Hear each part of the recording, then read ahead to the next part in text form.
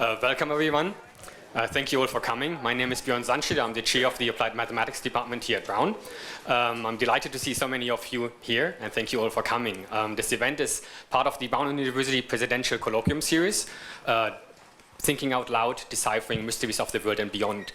The goal of this series is to bring to Brown creative and accomplished scholars who not only tackle challenging questions, but also communicate their ideas to a broad audience.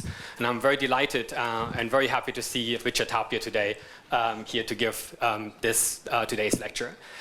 Richard is an outstanding mathematician. He has been receiving numerous awards for his scientific contributions.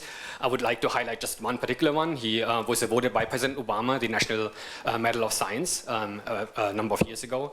I first met Richard Tapia in 2010 at the 6th Blackwell Tapia Conference in Columbus, Ohio. The Blackwell Tapia Conference is held every 2 years to honor David Blackwell and Richard Tapia for their scientific contributions and for their championship and their leadership and diversity. It was a tremendously exciting opportunity for me to see him, to listen to him, to see him interacting with participants at the conference, and to see him mentoring and encouraging many of the participants during that time. And I would like to take this opportunity to thank him very much for this experience that meant a lot to me.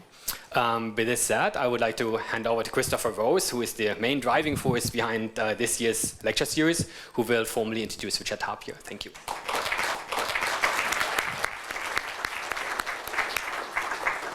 Okay, folks, so this is the last one for this year, and hopefully we'll get to do this again next year.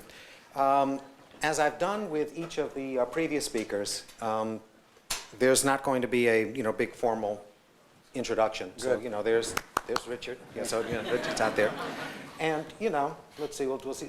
I wanted to show you who the past speakers were, and we've kind of worked our way around. We had an astrophysicist, anesthesiologist, chemical engineer, physicist, and we've been moving slowly towards up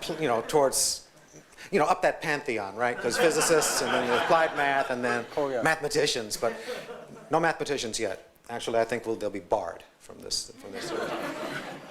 So that's the series, and you already know that Richard is a lauded mathematician. He's really good at what he does, but as I said for all of the others, all of the people that came to this series to give a talk at this series are just a little bit nuts, okay? Now, I first really became acquainted with Richard, I'd say one-off, when he was on a committee at MIT.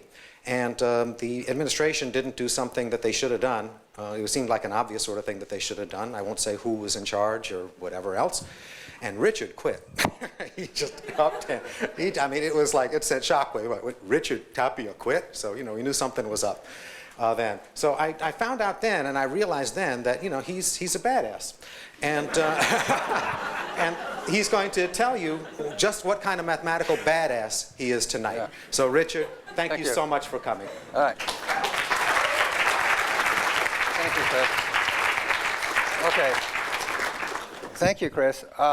So when Chris first asked me to talk about mathematics, to a more or less of a somewhat general audience, I said, oh, no. I said, no, that's too hard. Then I said, no, it's got to be done. Because we as mathematicians at the national level don't sell ourselves as well as physicists and chemists. And I was the National Science Board. So I said, no, I have to accept this, okay? Now, as Chris was talking, I thought, recently I was reading some literature, and I was reading Polya, the great mathematician. And he said, as I was growing up, I was not smart enough to be a physicist, but I was too smart to be a philosopher. So I became a mathematician. Okay, so look, this is my story. I have not given this talk before. Okay, I've given a lot of talks, but so let's see how it goes. So I'll start with me, my struggle for identity. There's an identity crisis for underrepresented minorities growing up in the United States. And this has been, I was born in Los Angeles, my parents were from Mexico. Especially if you're good in science and mathematics. People want to take you away from that slot. So I never had counselors say, oh yeah, follow mathematics. Now in the United States, I'm called Mexican. Ah, you're a Mexican. So I went to Mexico. My mother said, oh, wait till you go to Mexico. And they call me gringo, okay? You're American. So the question is, where do I belong? Okay, where do I belong? Who am I? Well, a question I've asked all my life. Now, words that make me happy. The word Chicano, which certainly was coined in, at least popularized in California, and means Mexican American. You care. You're not only are you Mexican American, i.e. parents from Mexico, but you care about what's happening. Tejano. Selena just made it a wonderful word, okay? Tejano just means Texan, but it means more than that. It's a very emotional word. Mathematician, a very emotional word, okay? Okay. So that's what I see, okay? And this is what I look like, okay? Okay. So you don't see the mathematician, but you see Tejano and Chicano, and a 57 Chevy that Gene and I own. Today we'll talk mathematics, okay? So let's start with something that sounds kind of boring, and hopefully we'll get away from that. Now, the establishment of truth, okay, theorems by rigorous deduction from appropriately chosen axioms and definitions, okay? So you're going to make statements that are compatible with the definitions and the axioms. Rigorous mathematical arguments first appeared in the ancient Greek mathematics, most notably Euclid's Elements. Now here's a statement by Galileo. The universe cannot be read until we have learned the language of mathematics. Isn't that beautiful? Einstein. It is remarkable that mathematics, completely removed from reality, can be used so effectively to model and describe so much of reality. George Box, statistician at Wisconsin. All mathematical models are inaccurate. Some are useful. So, anatomy of the mathematical process.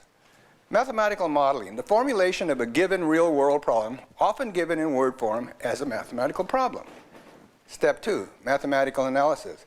Application of existing or new mathematical theory to find the solution of the problem at hand, or demonstrate that it may not have a solution, or demonstrate that it has a solution even though you can't find it. Mathematical computation.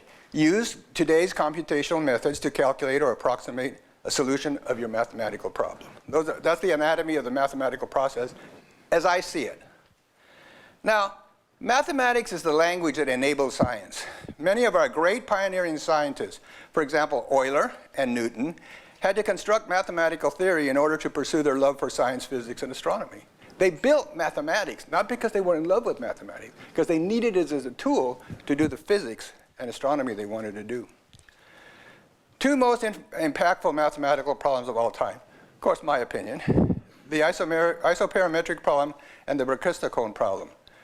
So the isoparametric problem is take a piece of string, tie it together, put it on a table, and put it in a form that encloses the biggest area. The problem itself was known to the ancient Greeks. Okay, so it determined from all simple closed planar curves of the same perimeter, the one that encloses the greatest area. And here in the picture, we see a practical solution. In medieval times, many cities, Cologne, Paris, that bordered a river, the city was built in a semicircle.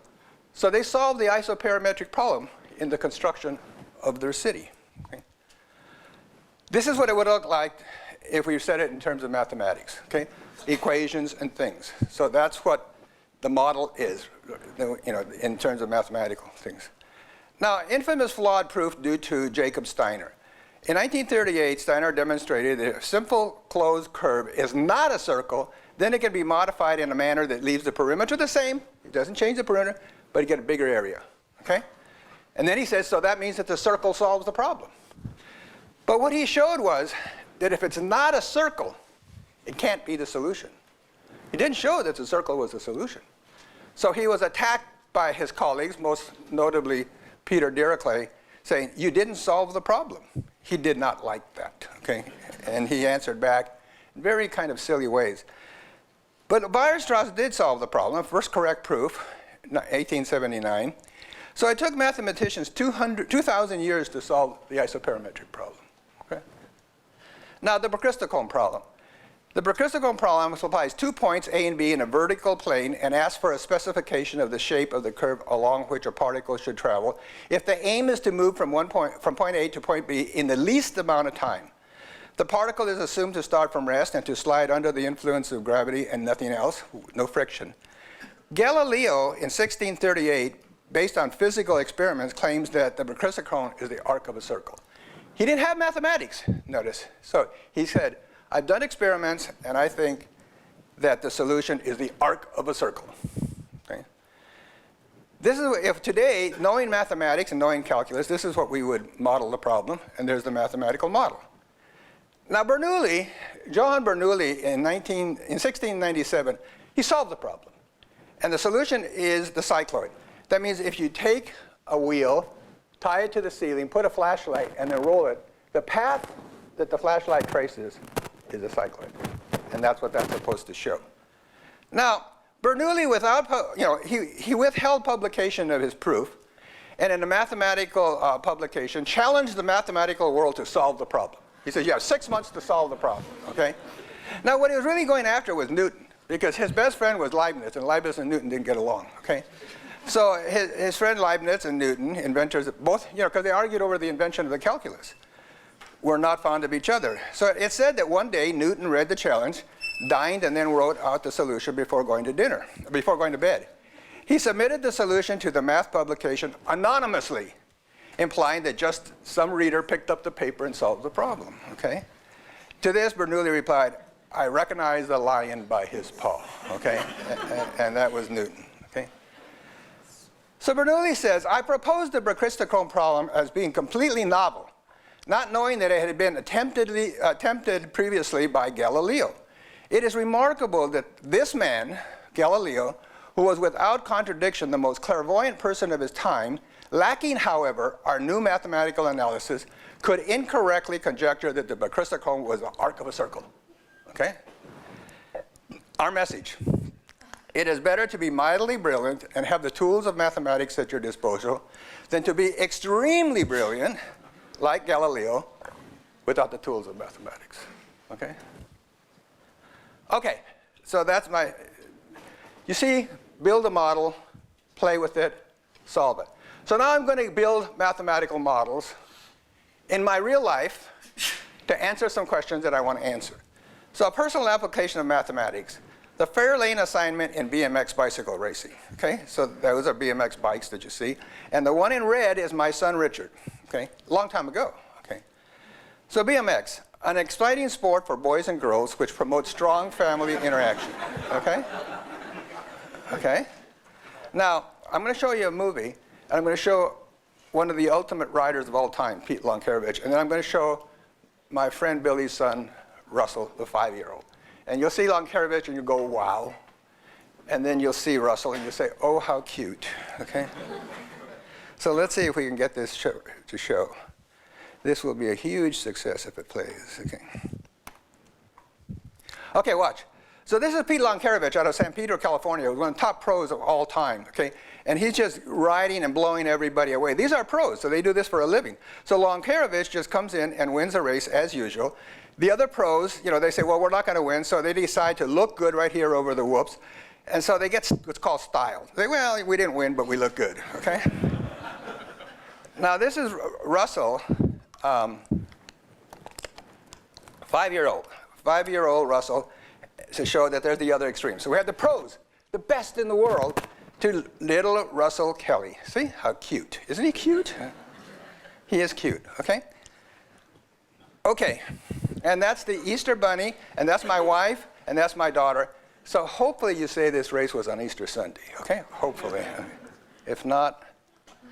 So what is BMX? You saw a short race encountering numerous jump and turn obstacles. There's a 3-motor system. So you have to win a race to advance to the next round.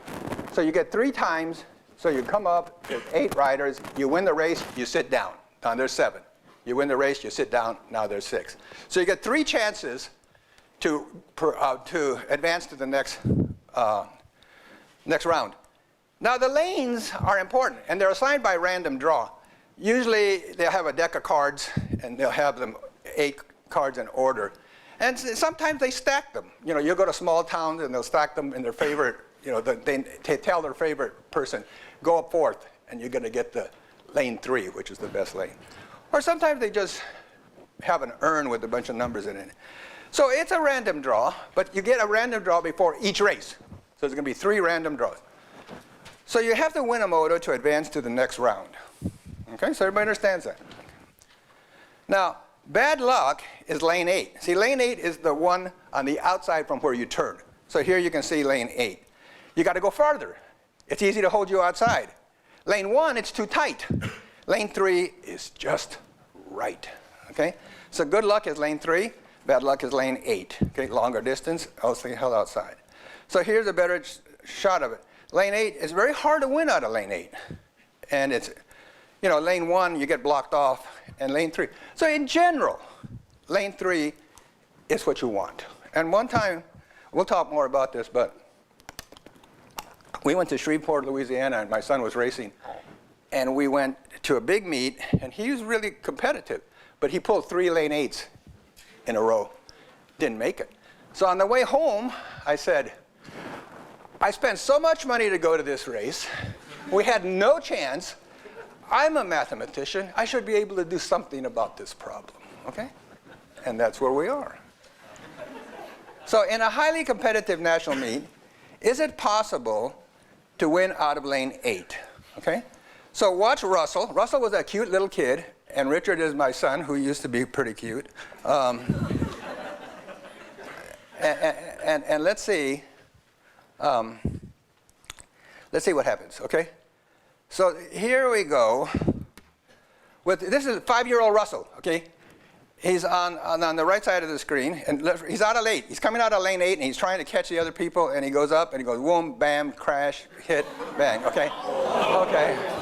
So this is Richard, my son. He's on the far right. He's coming out of lane 8. And Richard was very competitive. Come on, Richard, you have to ride. You have to cut in, Richard, cut in. No, he goes in over the berm, okay? Okay. So Richard and Russell couldn't win out of lane 8. On the other hand, my twin brother Bobby's daughter Julie was #1 girl rider in the state of Texas. So watch Julie and watch my son Richard. So it is possible to win. And this is at a national meet. It was at Gillies in Houston, Texas. Okay, so let's watch Julie. Watch Julie. So Julie is coming out of lane 8. She moves in, and she rides into second place. Now that rider is out of California. All the good riders are out of California. Okay, so Julie says, I got to take this California rider out. So she goes in, she knocks her down, and she wins the race. Okay. So this is my son Richard in the red, okay? And he's coming out of 8, and he makes a great sweep right here. Look, he sweeps into first place, okay? Now, the rider behind him is from California, and he says, I've got to get him. So you know he's going to try to take Richard out. He's going to try to T-bone him at a corner. And so right now he hasn't caught Richard. So at this last corner, watch, he'll try to take Richard out. There's no doubt about it. Everybody knows it, including Richard. He tries, he doesn't, and Richard goes on and wins, okay? So that's what happens, okay? So here's a mathematical challenge, okay? Develop a BMX lane assignment process that is as fair as possible to all riders and can be implemented on any given track. In this process, a rider should never be assigned 3 lane 8s or even 2. I came back, and I have a friend Michael Trossett. In fact, Homer, you know Michael Trossett. Okay. And we spent a lot of time on thinking of this mathematical solution. A lot of time. It was a lot of fun. So here's what we're going to do. Our mathematical challenge. Help my son Richard. Okay. So isn't the curse of lane 8 rare? Well, if you take 8 sets of triples, the triples are going to represent, in the first mode of the lane you have, in the second mode of the lane you have, in the second. The probability out of 8, just pulling at random 8 triples, is 1 in 64. So you say that's not so bad. But the probability of pulling at least 2 8s is essentially better than 1/3. So that means every 1/3 you're going to have somebody with 2 lane 8s. That's no good. So remember in the other things I showed you, we have to build a mathematical model, okay? So our challenge right now is to build a mathematical model of the lane 8, okay? So the first breakthrough, work with lane priorities, not the lanes themselves. The numbers of the lane, 1, 2, 3, 4, 5, they mean nothing. They're just a location. It's like saying your name's Sally and Bob. So the piece that has the information comes from the priority. This is the best lane, the second best, the third best, okay? So the first thing we realized was we have to work with priorities, not the numbers of the lanes. The numbers don't mean anything, okay? So from an optimal priority assignment and a ranking of lanes at a particular track, we can obtain the optimal lane assignment. So we just ask all the riders, which is the best lane? It's always 3. What's the second best? What's the third best? 8 is always the worst. So once you have that mapping, then you can work with priorities, and you can unfold it and get the best lane at a particular track. Okay, so here's a priority system example. Like, for example, priority 1, the best lane at track 1 is 3, at track 2 it's 4. Worst lane is 8 at both tracks. And it goes like that. So I'm telling you, I'm not going to work with the numbers of the lanes. I'm going to work with the priorities. Okay, so here's another breakthrough idea. At the start of the day, have a random draw for triples from the fairest set of 8 triples. Not 3 independent random draws of singles, okay? You get a triple, and you get a triple, and you get a triple, okay? So if the triples are well designed, that's going to ensure some sense of fairness. So no triple should have 3 lane 8s or even 2 lane 8s. So that's what we're going to do. We're going to work with priorities, and we're going to do triples. So here's an example of triples giving lane assignments. You can see rider 1 has lane 5 in the first moto, 2 in the second, and 6 in the third. Okay? So here's the math preliminaries. If a rider is assigned priority triple, P1, P2, P3, then his or her priority sum is P1 plus P2 plus P3. That's the sum of the 3 priorities for the 3 lanes, for the 3 motos. So you would think an equal opportunity to advance would be equal weighted priority sum. So what we want to do is find the set of 8 triples where the difference is between the maximum priority sum of a rider and the minimum priority sum of a rider is as small as possible. That where everybody would have, not everybody can't have the same priorities. But let's try to close the gap as much as we can. That seems some sense of fairness. So, but there's some restrictions. Like for example, over here you see 2 7s. You can't work with triples that have, 2 7s because you can't have 2 riders in lane 7. So there are feasible sets of triples. Okay? Now, so here's our mathematical model, what I told you. I define unfairness to be the maximum priority sum for, I give you 8. I give you 8 triples. And then you calculate the priority sums. And the maximum minus the minimum is going to be the unfairness. You'd like that to be 0. The maximum and the minimum to be the same. But that's not going to happen. So you would like to minimize the unfairness over all feasible sets of 8 triples. That sounds like a reasonable problem. But the set we're searching over is too large. We can't solve it. We can't search over this set. Hence, we must find a clever way to limit our search. So here's where cleverness comes in. So here's some cleverness. The total priority in a moto is, 1 plus 2 plus 3, which is 36. And there are 3 motos, so there's 108. So to be fair, every one of the 8 racers should get a priority sum of 108 divided by 8, or 13.5. If everybody had 13.5, we would be home free, okay? But adding 3 integer gives another integer. Priority values are integers. 13.5 is not an integer. Therefore, the best we can do is get a priority sum of either as close as we can to 13.5. So we want a set of 8 triples where each row has a priority sum equal to 13 or 14. That's what we want, okay? So now look at this next little clever trick. So if we say X is a number of riders where the priority sum is 13, and Y is a number of riders where the priority sum is 14, X plus Y is 8. That's easy, right? There's 8 riders. 13X plus 14X is 108. So the total number of riders, so we have these 2 equations. Now the unique solution is X equals 4, Y equals 4. So that allows us a limited search. We don't have to search everything, just search where you have 4 at 13 and 4 at 14. So if an optimal solution with unfairness measure equal to 1 exists, 4 of the triples will have priority sum 13 and 4 will have priority sum 14. Now we can do a limited search. And we put it on the computer. And in less than 1 second, we found 7,812 optimal solutions. Okay?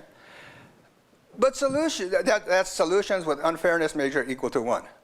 That's the best you can do. Okay? But look, experienced mathematicians, when you say, what's wrong with having too many solutions? Well, here's what's wrong. We have too many solutions. this is an indication that we haven't put enough information into the model, right? I mean, the world has unique solutions, doesn't it? Problems in the world have unique solutions? Don't they? I hope, okay. So we need to put a little bit more information. So here's an obvious thing to do. If all riders are equally skilled, then the probability of winning the first moto is 1 in 8. There's 8 riders, so they're equally skilled. 1 in 7 for the second, and 1 in 6. So a good lane in the third moto is more important. Your chances of winning is higher. So we should put more information into the model that says, I value a good lane in the third moto. I mean, if you're in the first moto, you're going to get beat by this great California rider anyway, so you might as well, okay. So a good lane in the third moto is more valuable than a good lane in the second moto, which in turn is more valuable than a good lane in the first moto, okay? So if a rider is assigned priority triple, P1, P2, P3, we're going to weight the sum. The first one is not as important, so we put 1/8 on it. Then P2, the second one, at 1/7, and the third priority is the most important, so we'll weight it higher, 1/6. Now we have the same objective, we run the same program, and it turns out we get a unique answer. Okay? So our second search algorithm found the following unique optimal solution immediately. And notice that there's 4 13s, 4 14s. And then you can unfold it and get the optimal lanes. So we solved the problem. So not only do the riders care, but we have this. So it's not Siam News or AMS, but we got written up in the Houston Chronicle. Okay. So that was good. So that's the first application. I used mathematics to make my son's life better, therefore to make my life better. Okay? Okay? And this is a really nice example. Okay, so let's give some other examples, okay? So let's go to another personal example. Now, Joseph Cifuentes, who was one of my PhD students, drew that dragster. And at first it was constant acceleration, but he changed it so it's not constant, but he drew it, okay? So what we're going to do is math at top speed, exploring and breaking myths in the drag racing folklore. Now you're all going to learn about drag racing, okay? So our part 1 will be an exciting introduction into drag racing. Part 2 will be math at top speed, a mathematical study of common drag racing confusion points. So we could we could sell drag racing, the greatest show on wheels, country's most popular sports. It is. If you take all the people attending drag races, it's greater than NASCAR racing. So born in America in the 50s, like a lot of people, and went crazy in the 60s, like rock and roll, okay? Born in the 50s and crazy in the 60s. There's drag racing and rock and roll, okay? Anybody wants to argue about that, after the talk, we'll do that, okay? Okay, so I'm going to show you a race. So I have purposely picked Kenny Bernstein in the Budweiser King against Shirley Cha-Cha Muldowney. Shirley Cha-Cha Muldowney was 4-time world champion. I mean, extremely successful racer all the time. And then I'm going to pick one of my favorites, Lurie Johns, out of Corpus Christi, Texas, versus Dick LaHaye out of Michigan. Now, in both of my choices, the women win, okay? So watch that, okay? So watch that. Okay, so watch. Shirley first against Kenny Bernstein, and then Lurie Johns. Okay. Budweiser King. And Lurie Johns is on the outside. And Lurie wins. She's the one with the 2 chutes. And she just says, well, you know, I'm happy I won. Now here's Lurie Johns. Lurie Johns is a Corpus Christi. She was national go-kart champion at the age of 17. She used to walk around. You know. Now Lurie's on the outside too. Now watch, Lurie's going to win this race. And that's Lurie's mother, okay? Okay. Now Lurie's mother says, my daughter won, my daughter won, my daughter won. Okay, look at this. And that's Lurie saying, oh, I don't know how I won, okay, but I won. At the age of 17, she was national go-kart champion. Okay, so here's some facts. Just to interest you. One top fuel dragster, 500 cubic inch Hemi engine, basically Chrysler, makes more horsepower than the first 4 rows of stock cars at Daytona 500. A dragster will reach over 100 miles per hour in 1 second and 300 miles per hour before you have completed reading the sentence. In 1 second, it's going 100 miles an hour. Okay? So, in a physics book that I found, there was supposed to be a joke. You want to make a car go fast, push it off a cliff. Oh, what acceleration of 1g. Oh, isn't that great? But the truth is, if you look at the bottom, free fall. So the Empire State Building is a 1/4 mile high. So if you push your dragster off the Empire State Building, it'll take 9.06 seconds to hit the ground, and it'll be going 198 miles an hour. But the world's record for dragster is 4.43 seconds at 336 miles per hour. So 1g or gravity doesn't win. So this is man versus machine versus nature. Okay? All right. Now the first dragster, this is history. This is Dick Kraft out of Santa Ana, California. He took a car, it's like a 32, 33 Ford, and he just stripped it down. And you could see the frame rails, and that's why in those days they would call it a rail job, because he would strip it down to see the rails. So this is basically the origins of the dragster. Then we started seeing something very clever. Mickey Thompson, one of the most clever people I've ever dealt with, and that includes all my colleagues at Rice, he said the idea of a slingshot. So put the driver behind the rear wheels for weight transfer to get it going. And that, those of you that do mechanics would understand that that's going to give you a lot of pressure down on the rear end. So Mickey Thompson did this. Engine behind the driver, the Speed Sport Special out of Tucson, Arizona. Engine sideways, Jack Christman in the Sidewinder. Now you can use the engine to your advantage, either to lift or push down, putting the engine sideways. Aircraft engines, Art and Walt Arfons. Jet cars, okay? Twin engines, that's Eddie Hill out of Wichita Falls, Texas. He has an electrical engineering degree from Texas A&M. 2 engines side by side. And notice the front part of the dragster chassis bolts to the front of the engine. And it has 4 rear wheels. So yeah, these kind of wild ideas. 4 engines, okay? TV Tommy Ivo, okay? He was on the Donna Reed show a lot. And this thing. Now, but eventually it was too awkward. So we went back to 1 engine, and in order for safety, we put the driver in front. And this is today's dragster, the Budweiser King. So this is what they look like today. Our humble beginnings. Ours. Circa 1957. That's when I met my wife and graduated from high school. That handsome person standing next to a 57 Chevy is me. Okay. That's what I looked like when I was 17. Okay? See? Not totally bad. Okay? This is my wife at 17. No, she was actually, 17. Okay? Now, we decided to build a dragster in the garage, in the driveway, and this was, we took the engine out of that Chevy. That Chevy had set a national record in stock car. We took out the engine. It was a really hard-running 57 Chevy, and we put it in the dragster, and we said, let's go race. So my brother sitting on the wheel is now, he has a law degree from Yale, and he works for Microsoft, but that was when he was young, okay? And so we built this dragster. Now, in good style, you might say in good Mexican style, okay? We didn't have a trailer, so we put it in the back of a truck. Boom, okay?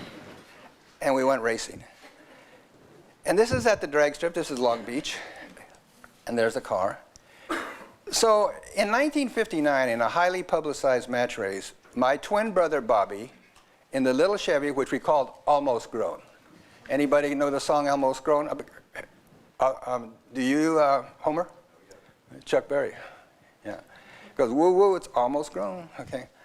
And so we called the car Almost Grown, and we beat the legendary Green Monster, Bobby the Giant Killer, in all the literature. You can Google Bobby the Giant Killer. Okay. So there's Bobby running away from the Green Monster. See? And that's the little Chevy that we ran, and there's the Green Monster out of Akron, Ohio. Okay? So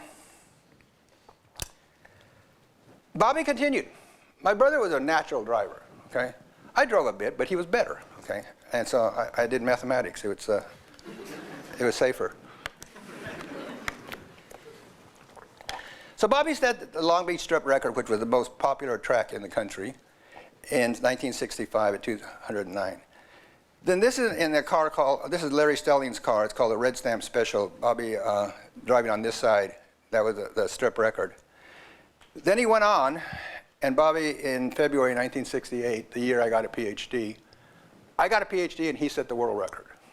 Okay? So that's cool for twins. My mother was very proud. So that's my brother Bobby, and that's Larry Stelling's, and they set the world record. Okay? So in 2002, Bobby was inducted into the National Hot Rod Association Hall of Fame. So that's cool. That's cool. Okay. So here's part 2, math at top speed. Okay? Mathematical studies of 2 common drag racing beliefs. Now, a belief is how can a slower car should not beat a faster car. And I'll tell you what I mean by that. And the second question is dragster acceleration. What does it look like? What does the acceleration curve for a dragster look like? That's what we're going to do.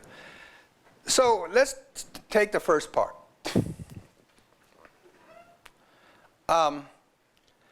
Top speed, or miles per hour, is the velocity at the end of the quarter mile that you're going. Okay? You're going. They have 2 clocks, and they measure you, boom, boom, and they take a finite difference, and you get the speed. Now, the elapsed time is how long it took you to get there.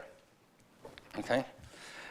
The adjective fast describes a good top speed, where quick describes a very good elapsed time. Now, I'm going to say this in a slide or two, but I will tell you right now. In the early days, when we started racing, they didn't give you elapsed time. They only gave you top time. So a fast car would be one that ran a high top time, get beat by a car with a slower top time. And that was the question that people said, how can the slower car beat the fast car? Okay? Now, we all know that it has to do with elapsed time. But remember, elapsed time was not a piece of data. It wasn't there. Okay, so mythological concern number 1, early drag racing confusion. How can a slower car beat a faster car? The harsh reality is that as far as winning the race goes, the top speed is meaningless. Elapsed time, quickness tells it all, quick versus fast. In the early days, elapsed time was not measured, so people would get very confused. Mathematical study number 1. We will use calculus, mathematics, to generate mathematical understanding and theory that explains and validates the belief that the critical component in winning a drag race, i.e. promoting quickness, is initial acceleration. This study will lead us to my theorem, the fundamental theorem of drag racing. Have you ever heard of it? You don't teach it here at Brown? You should. Illustrative example. Bobby's our hero. He's my twin brother, right?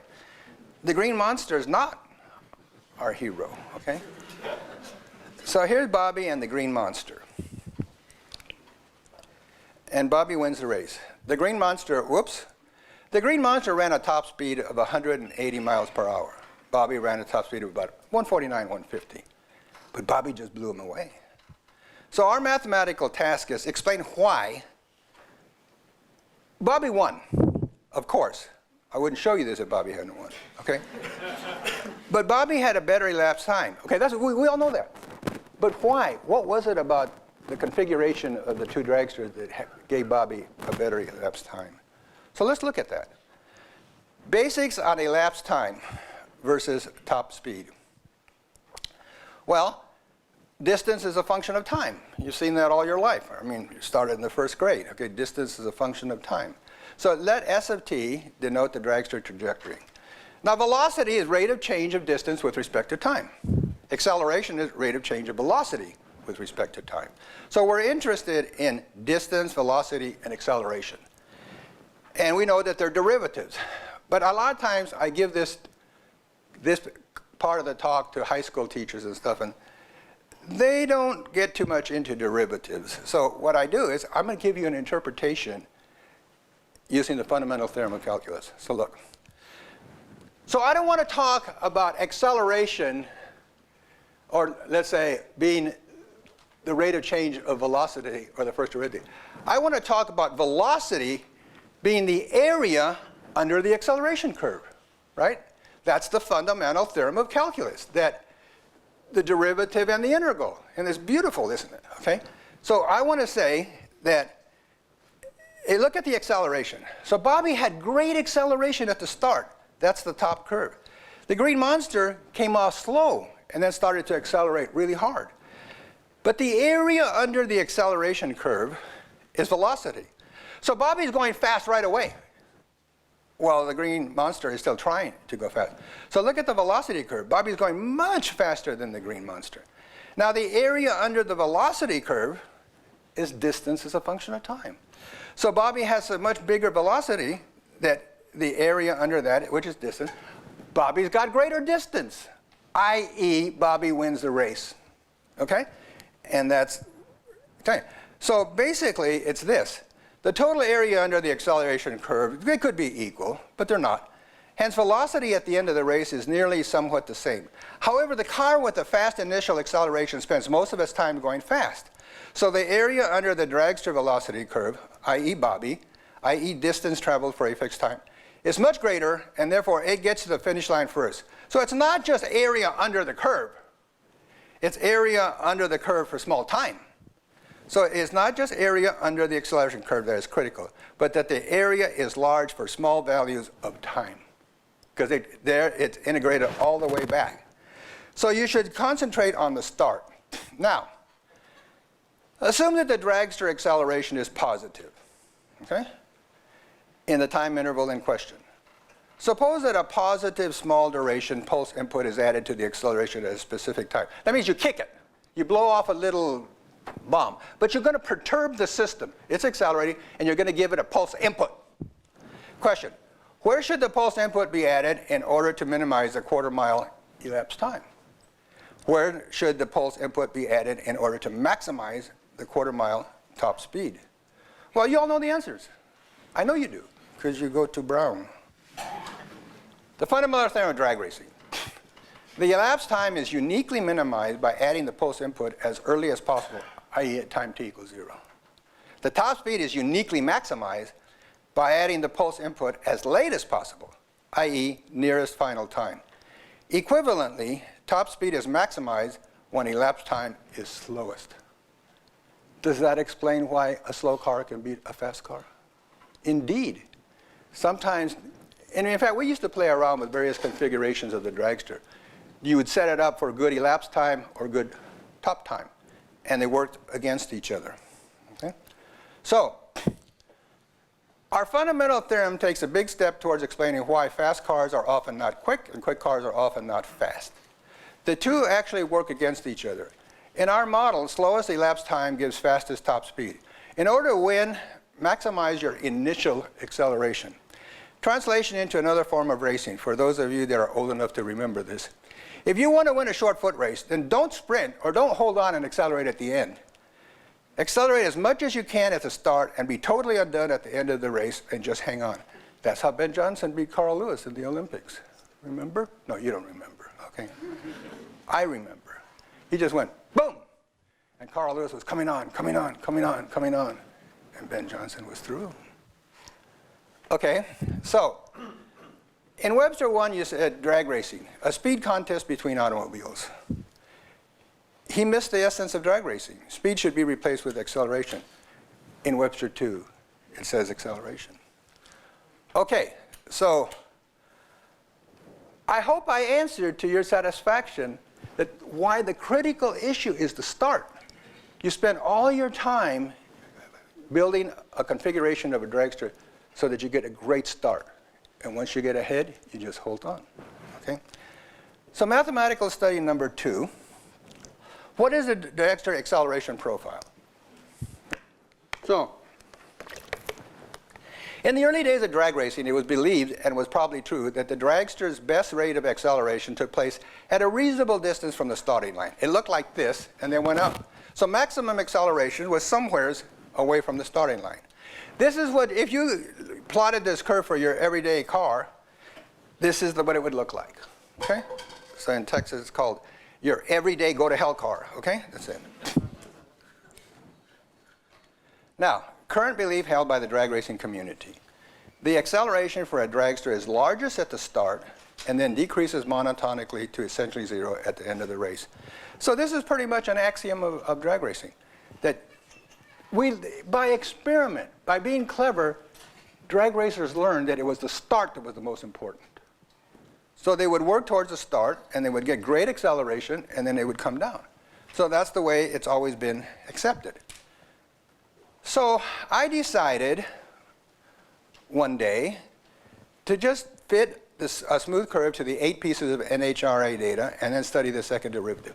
So I just decided to take points, data from National Hot Rod Association, like on the world record run, and plot the curve and see if the second derivative is monotone decreasing. Isn't that cool? Okay.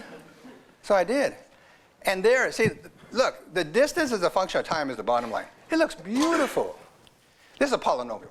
You all are educated at Brown. You know that polynomials behave really weird, right? I mean, you know, polynomials are great things, but they're kind of can misinterpret. The velocity is good, but the acceleration has a blip. It isn't monotone decreasing. It goes boom, boom. No good. There's a blip. So the polynomial is the problem. So I built a C2 cubic spline. Now you know about C2 cubic splines, right? I mean, sure you do. And you know, the second derivative is piecewise linear, so that means the acceleration is going to be piecewise linear. But it also has a blip. It has a blip. Even the cubic spline shows a blip. All right, so I had a postdoc who was really good, and we decided to build a SuperInterpolator that nothing could go wrong with it. It was going to be quintic spline.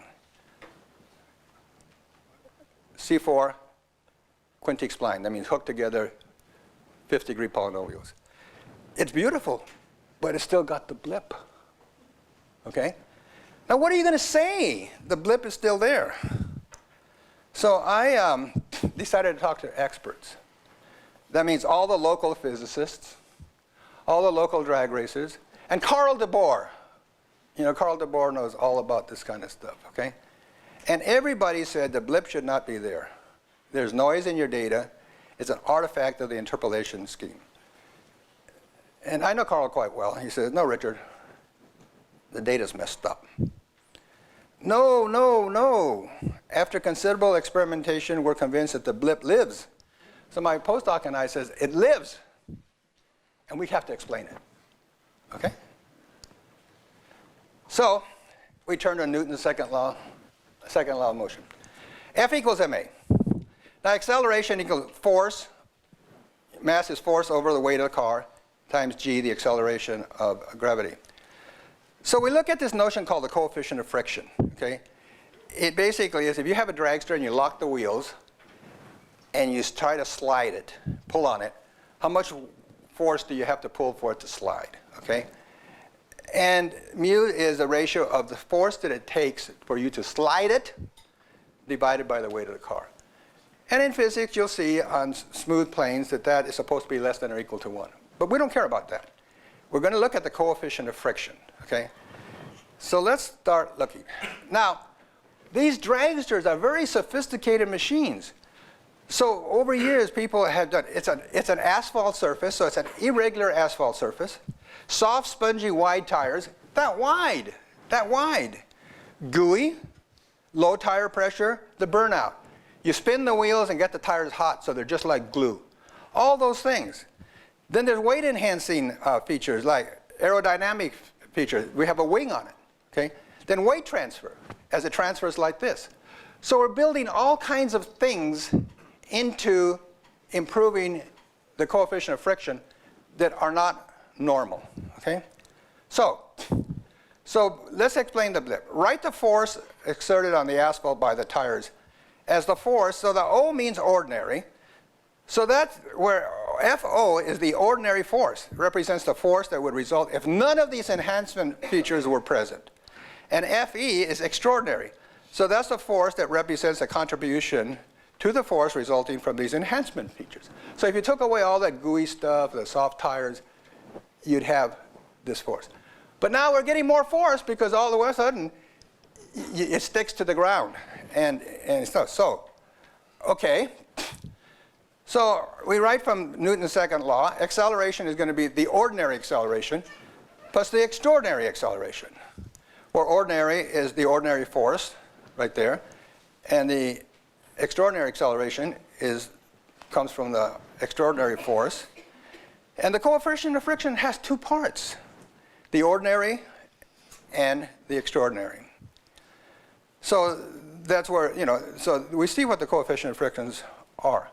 Now, the ordinary acceleration, I have convinced you, makes the dragster look like this. The extraordinary starts out very strong and goes away. It goes away very quick because the tires will start to spin. But if you add the ordinary to the extraordinary, you get a curve with a blip.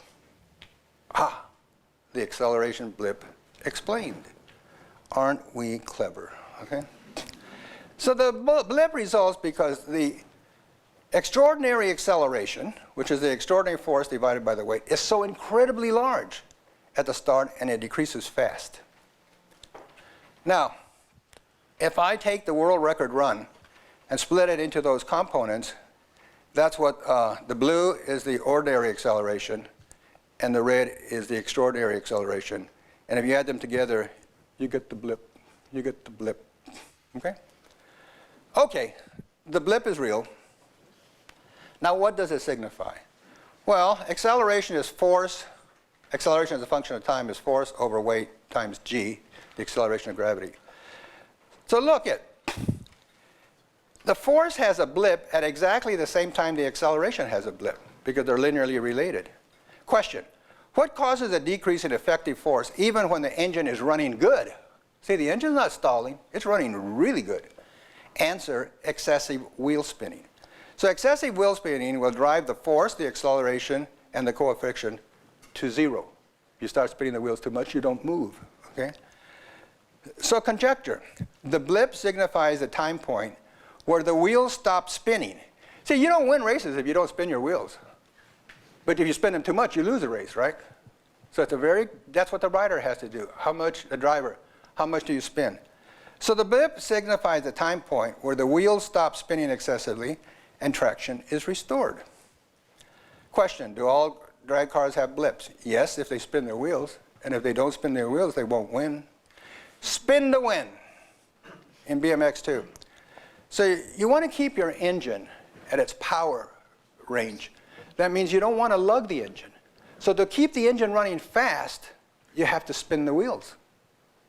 If you don't, you're lugging it. It's like starting out in third gear. Okay. Dragster acceleration profile. Belief over time. The first one, then the second one, then we showed the third one. So mathematics breaks a myth and leads to truth. Where do we go from here? Quicker and faster. And that's exactly 1 hour. Thank you.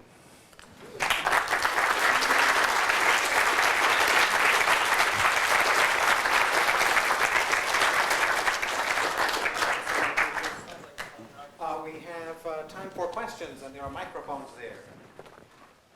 So please. Please ask questions, or then I have to ask you questions. Okay. Yeah. So what's the role of the driver in drag racing? It seems like you could just program the whole thing and calculate and... Yeah, I mean, you could do that. I mean, you could do that in football and basketball and baseball too. Just program these little copies, okay? If at one time in spinning the wheels, in about 1993, they decided to control it with a computer. And it was so effective and so good, they outlawed it, okay? Okay. I mean, if you want to just build a machine that has no people in there. So what's the role of, the fourth quarter in basketball when the score is tied? It's the pressure of the player. So what's the role of the driver? Okay, the driver, number one role is to leave before the other driver, okay? Okay, that's called a hold shot, okay? The other one is to keep the car. See, since it's rear driven, the rear wheels want to catch the front wheels, and they want to spin around.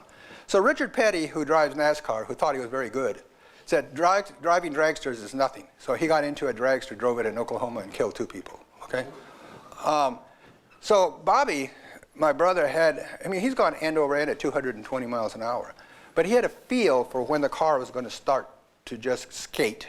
And he knew how to stay with it longer than other people, and that's how he won. It's like A.J. Foyt knowing how to go into a corner harder than anybody else. So it's the talent of the driver is incredible, okay? Leaving first, handling the car, staying with it. And the main thing is when you have a problem, if you blow a tire, if the parachute doesn't open, okay? The challenge is always, what do you do at the time when something goes wrong, okay? So the most important thing is crew chief and driver together, okay? But certain drivers, legendary, been really good, like Don Perdome. And those of you that watch, like Tom McEwen, historically, was always late at the gate. Eventually, it cost him his ride, okay? The driver is very important, very important. Okay, thank you. Yes? I feel like I'm going to utter some blasphemy, but dragsters are always internal combustion engines, right? I mean, I mean, modern cars are probably heading towards more electric motors, which have high torque at low speed. Yeah. Will dragsters ever be like that? And what would the implications of that be for the... No, that's an excellent question. See, you ask an excellent question. We are very creative people in this country, okay? And so dragster people would sort of anticipate what's going to be the next things. And there's no doubt that General Motors and all the manufacturers would follow dragsters to see what was happening, okay? And like tire dynamics. Goodyear Tire Company, it was so expensive to build tires that Goodyear said, okay, we'll spend a lot of money on building Goodyear tires, provided the National Hot Rod Association says, you can only use Goodyear tires, okay? Yeah. And they did. And at top land speed, like, Mickey Thompson and all these people who said, 300, 400, 500 miles an hour, it's the tire technology, okay? So tire technology is just critical. Where's it going to go? I don't know. Where's it going to go like that? I don't know. Maybe someday, someday somebody will try something, and maybe someday they'll go towards some combination like that. But whenever somebody has a great idea, like there was a fellow named Pete Robinson out of Oklahoma, and what he used to do, this is in the old days, he had a little Chevy Dragster. He would jack up the rear, and then he would start the engine and put it in gear, and start the wheels going real fast. And when the green light came on, he would push a button, and it would drop it. And he would just shoot out. So they outlawed it, okay? And, slipping the clutch. The clutch and how much you spin and how much you don't spin is critical. So let it be computer controlled. Of course you could do that. Set back a feedback, a mechanism that gives you feedback. And then, of course, don't know. I don't know. But the thing that makes me so happy is like Mickey Thompson set the land speed record, building a car in the backyard. Okay? I knew Mickey Thompson reasonably well. So he went after the world land speed record that had been set by Sir Malcolm Campbell and these people in million-dollar cars. And in the backyard in Los Angeles, California, with 4 Pontiac engines that were donated by Pontiac and a bunch of hot rodders put together a car to set the world record. That's what I take pride in. I don't know where we're going to go, but I don't care. Okay? I just want to say, we are creative people. So sometimes people, Gina and I, my wife, we have some show cars. I didn't show you them, but I'm going to show those in Washington in a couple of days. But I will say this to you. I have a great respect for my colleagues at Rice, for all of you wonderful people here at Brown University.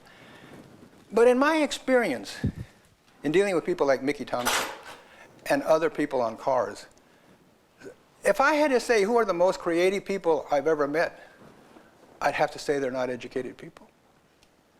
Sure my colleagues are smart, and sure you're smart, and I'm smart. But that's not the answer. It's their clever creativity. And some of these car people will just blow you away. And then sometimes they'll say some silly things, and you say, oh, that was a silly thing. And they'll go, yeah, I guess it was, okay. But I really believe in the creativity of young people trying to do things.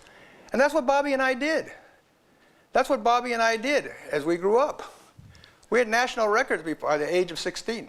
That was the challenge for me. And in fact, when I got a PhD in 1968, do we still race cars or do I go towards mathematics? And my son today says, Dad, you made the wrong choice, okay? Because if you were still in cars, I could be driving, okay? And, but we did. And my brother Bobby got a degree in computer science and started his own software firm in Silicon Valley. But we had those choices. We had those choices, and I'm proud of them. You ask good questions. I don't know where we're going to go, you know? But I do know that I have faith that we'll go in good directions. Okay? All right. Yeah, so I had a question about the BMX question. Did you ever think about going the route of, you know how, like, changing the track itself or changing the actual trajectory of the race as opposed to the math problem? No, I mean, there's certain tracks that are better than others, okay? Texas tracks are short with lots of turns, okay, because they don't have a lot of room. The tracks in Arizona and California are real long, with long downhill things, and that minimizes that factor, okay?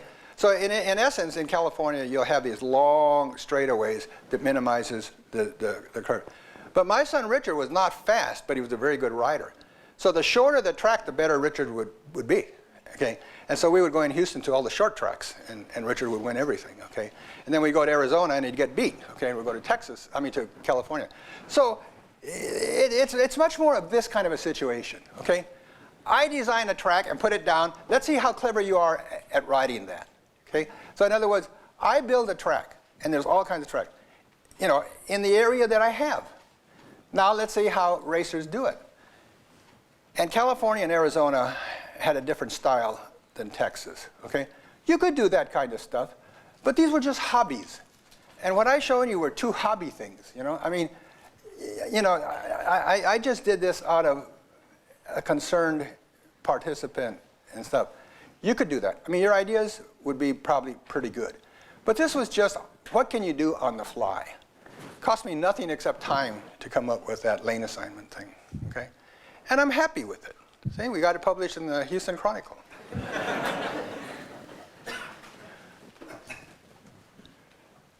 So I have a question about the BMX situation. So you say how like the 8th lane is the worst and the 3rd lane is the best, and you know the 1st lane is on the inside. So they all start at the same spot, right? So would it be sufficient to maybe like move the 8th track back a little bit? Then you have like, or no, move the 8th track forward a bit, and then move the 3rd track back. Would that help, or would it still be unfair? No, it wouldn't work. A staggered start, like they do in the Olympics. Okay, that's what you're talking about. Yeah. These people, these riders, are so aggressive that if you gave a rider, you notice I keep saying California because basically that's where the best riders came out of, California. Okay, so when Richard would go to California, we'd race in California, and he would be competitive. Then we'd come back to Texas and he'd beat everybody. Okay, so a rider in California, if you gave him a wheel, okay, boom, you'd knock him over. See what Julie did? Julie came inside that California rider, got one wheel on her, and knocked her down. Okay, that's what would happen. You can't stagger it because the person who had the advantage would knock the other one over. So the 8th place rider would knock over 7, who would knock over 6, and you would. Can't do that. Can't do it. Yeah. But I mean, they're really aggressive. I mean, you know, Richard, my son learned when we went to California, and we'd come back. I mean, Texas riders were no match for Richard. Anything else? All right, Richard Senior, thank you. All right.